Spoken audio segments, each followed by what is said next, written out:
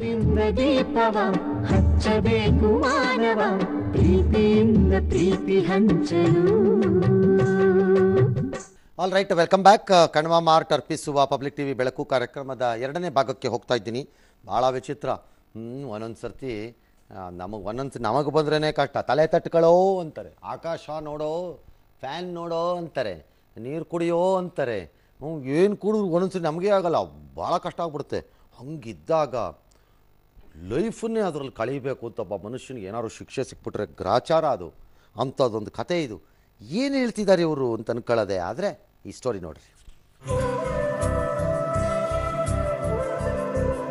ಕೃಷಿಯನ್ನೇ ಅವಲಂಬಿಸಿದ ಈ ಬಡ ಕುಟುಂಬದ ಯಜಮಾನನೀಗ ಹಾಸಿಗೆಯನ್ನ ಹಿಡಿದಿದ್ದಾನೆ. ಒಂದು ತುತ್ತು ಅನ್ನ ತಿನ್ನಲಿಕ್ಕೂ ಸಾಧ್ಯವಾಗದಷ್ಟು ವಿಚಿತ್ರ ರೋಗ ಈತನ ಕುಟುಂಬದ ನೆಮ್ಮದಿಯನ್ನೇ ಕಸಿದುಕೊಂಡಿದೆ. ನೀರು ಕುಡಿದೇ ಬದುಕುತ್ತಿರುವ ಈ ವ್ಯಕ್ತಿಗೆ ನಿರಂತರ ಬೆಕ್ಕಳಿಕೆಗಳೇ ಜೀವಜ್ಜವಂತಾಗಿಸಿದೆ. ಯಾದಗಿರಿ ಜಿಲ್ಲೆ ಸುರಪುರ ತಾಲೂಕಿನ ಯರಕಿಹಾಳ ಗ್ರಾಮದ ಬಡ ರೈತನ ದುಸ್ಥಿತಿ ಇದು. ಯರಕಿಹಾಳ್ ತಾಂಡಾದ ಜಯರಾಮ್ ಕಸ್ತೂರಪ್ಪ ಚೌಹಾಣ್ ಬಡ ರೈತ. ಸುಮಾರು 45-50 ವರ್ಷಗಳ ವಯಸ್ಸಿನ ಜಯರಾಮ್ಗೆ ಬಿಕ್ಕಳಿಕೆಯ ರೋಗ ಕಾಡ್ತಾ ಇದೆ. ಕಳೆದ 5-6 ತಿಂಗಳುಗಳಿಂದ ಈ ಸಮಸ್ಯೆ ಕಾಡ್ತಾ ಇದ್ದು ಊಟವನ್ನ ಮಾಡಲಾಗುತ್ತಿಲ್ಲ. ನೀರೇ ಆಹಾರವಾಗಿದೆ. ಸತತ ಬೆಕ್ಕಳಿಕೆಯಿಂದಾಗಿ ಕೆಲವೊಮ್ಮೆ ಏಕಾಏಕಿ ಉಸಿರು ನಿಂತು ಪ್ರಾಣವೇ ಹೋದಂತಹ ಸ್ಥಿತಿ ನಿರ್ಮಾಣವಾಗುತ್ತಂತೆ.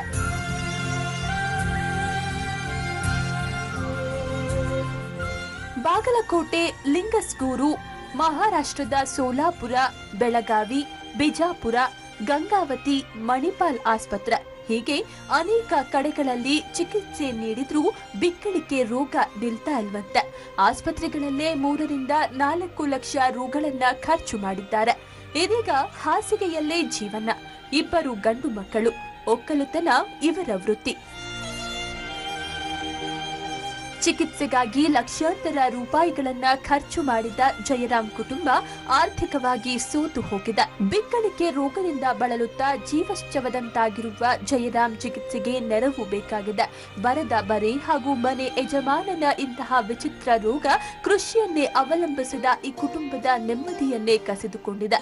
ಬೆಳಕು ಕಾರ್ಯಕ್ರಮದ ಮೂಲಕ ನೆರವು ಬಯಸಿ ಬಂದ ಈ ರೈತನ ಜೀವನಕ್ಕೆ ಯಾರಾದರೂ ಬೆಳಕಾಗಬಹುದು ಅನ್ನೋ ನಂಬಿಕೆ ನಮ್ಮದು.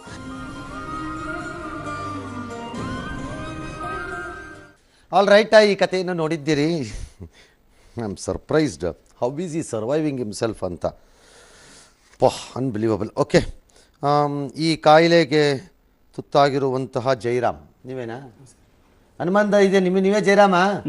ನಮಗೆ ಕರೆಕ್ಟಾಗಿ ಹೇಳಿ, ನನಗೆ ಭಯ ನಿಮ್ಮದೇ ಜಯರಾಮ ಅಲ್ವಾ ಅಂತ ಕೇಳಿಸ್ಕೊಂಡೆ. ನೀವೇ, ವೆರಿ ಗುಡ್. ಈ ಸಮಸ್ಯೆನ ನಮ್ಮ ಗಮನಕ್ಕೆ ತಂದಿರುವಂತಹ ಸರ್ಕಾರಿ ಶಾಲೆ ಟೀಚರ್ ನೀಲಪ್ಪನವರು. ನಮಸ್ಕಾರ. ವೆಸ್ಟ್ ಟೀಚರ್ಗಳು ಭಾಳ ಒಳ್ಳೆ ಕೆಲಸ ಮಾಡ್ತಿದ್ದಾರಪ್ಪ ನಮ್ಮ ಬೆಳಕೂನಲ್ಲಿ. ಯಾವಾಗ ಶುರುವಾಯ್ತಿದು? ಇದು ಒಂದು 6 ತಿಂಗಳಾಗಿರ್ಬೇಕು ಸರ್. 6 ತಿಂಗಳಾತೇನಾ? ಹ್ಞೂ ರೀ. ಹ್ಯಾಂಗೆ ಬಂತು? ಮೊದಲು ಆರಾಮಿದ್ರೇನ? ಮೊದಲು ಆರಾಮಿದ್ದಿದ್ದು, ಹೊಲ ಮನೆ ಕೆಲಸ ಮಾಡ್ತಿದ್ವಿ. ಅದು ತಲೆ ಹೊಡ್ಯಾಕತ್ತಿದ್ದು. ತಾಳಿಕೋಟಿಗೆ ಹೋಗಿ ಇದು ಚೆಕ್ ಮಾಡಿಸಿದ್ವಿ. ಚಾಸ್ಮಾ ಬಂತು.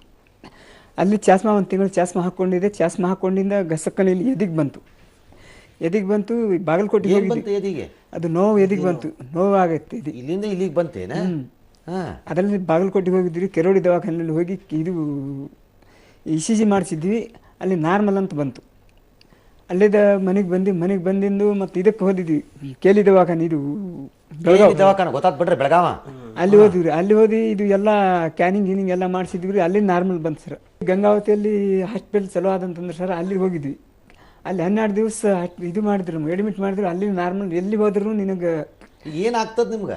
ಅದು ಬರೇ ಇದು ಬಿಕ್ಕಳಿಕೆ ಬರ್ತದೆ ಸರ್. ಇದು ತಿಂದಾಗ ಮಾತ್ರ ಬರ್ತದೋ? ಯಾವಾಗಲೂ ಬರ್ತದ? ಯಾವಾಗಲೂ ಹಂಗೆ ಸರ್. ಮಲಗಿದ್ಮೇಲೆ ಬರಲ್ಲ, ಮಲಗ್ಲಿಕ್ಕಂದ್ರೆ ಬರ್ತದೆ. ಮೊದಲು ಏನಿದ್ದಿಲ್ಲ ಸರ್. ಇದು ನಡುವೆ ಎಚ್ಚರವಾಗಿದ್ರೆ ಬರ್ತದ. ಎಚ್ಚರ ಆಯ್ತು. ಯಾವಾಗ ಎಚ್ಚರ ಆದ್ರೂ ನಾವು ಬಂದೇ ಬರ್ತದೆ. ಬಂದು ನಿಲ್ಲಂಗಿಲ್ಲ ಏನದ? ನಿಲ್ಲಂಗಿಲ್ಲ ಸರ್. ಹಿಂಗೆ ಆಗ್ತದ? ಹಿಂಗೆ ಹೆಂಗಾಗ್ತದೆ ಅದು? ಒಂಥರಾನೇ ಉಚ್ಕಿ ಬಂದಾಗ ಬರುದು. ಇಲ್ಲಿಗೆ ಗಂಟ್ಲ ಬಂದ್ ಕೆಜಿ ಹೊಟ್ಟಿ ಬಾವು ಬರುದು. ಹೊಟ್ಟಿ ನೋವ್ತದೇನಾ? ಹೊಟ್ಟಿ ನೋವಾಗಲ್ಲ, ಬರೀ ಬಾವು ಬರುದು, ತ್ರಾಸ ಆಗುದು. ಇದು ಕುತ್ತಿಗೆ ಏನು ತಿನ್ನಂಗೆ ನೀವು? ಇಲ್ಲ ಸರ್. ಅದು ಒಂದು ಚಪಾತಿ ಇಷ್ಟು ಅನ್ನ ತಿಂದ್ರೆ ಹೊಟ್ಟಿ ಬಾವು ಬರುದು. ಮತ್ತೆ ಬಿಕ್ಕಳಿಕೆ ಬರ್ತದ? ತಿಂದಿದ್ದೆಲ್ಲ ಆಚೆ ಬರ್ತದೇನಾ? ಹ್ಞೂ. ಸರ್ ನಾನು ಕಂಟ್ರೋಲ್ ಬಿಟ್ಟಿದ್ದೆ ಸರ್. ತಿನ್ಲಿಕ್ಕಂದ್ರು ಆಟ ತಿಂದ್ರು ಆಟ ಉಂಡ್ರನು ಆಟ ಉಣ್ಲಿಕ್ಕಂದ್ರು ಆಟ ತ್ರಾಸ. ಏನಾದ್ರು ಉಂಡ್ರತಾನೆ ಆಚೆ ಬರಕ್ಕ ಬರುದು ನಾನು ಸ್ಕೂಲ್ ಮೊದಲು ಏನಿದ್ದಿಲ್ಲ ಸರ್. ಕಂಟ್ರೋಲ್ ಬಿಟ್ಟಿದ್ದೆ ಸರ್ ನಾನು. ಇವರು ನಿಮ್ಗೆ ಹೆಂಗ್ ಬಂತು ಮೇಷ್ಟ್ರ ಇದು? ಇವ್ರನ್ನ ಹೊಂಟಿದ್ದೆ ಸರ್. ನನ್ನ ಶಾಲೆಯಿಂದ ಮಣಿದೆ ಸರ್ ಇವಾಗ. ನಾನು ಪ್ರತಿ ಸಾರಿ ನೋಡ್ತಿದ್ದೆ ಅವ್ನು ಸರ್. ಇವತ್ತು ನಾನೇನು ಹೇಳ್ತೀನಿ ಅವ್ರ ಬಾಗಿಲು ಹೋಗು ಸರ್, ಇನ್ನೊಬ್ರು ಏನು ಹೇಳ್ತಾರೆ ಅವ್ರ ಬಲ್ಲಿ ಹೋಗು ಸರ್. ಸುಮಾರು ಇವರು ಅಡ್ಡಾಡೋಂಥ ಪ್ಲೇಸೇ ಇಲ್ಲ ಸರ್.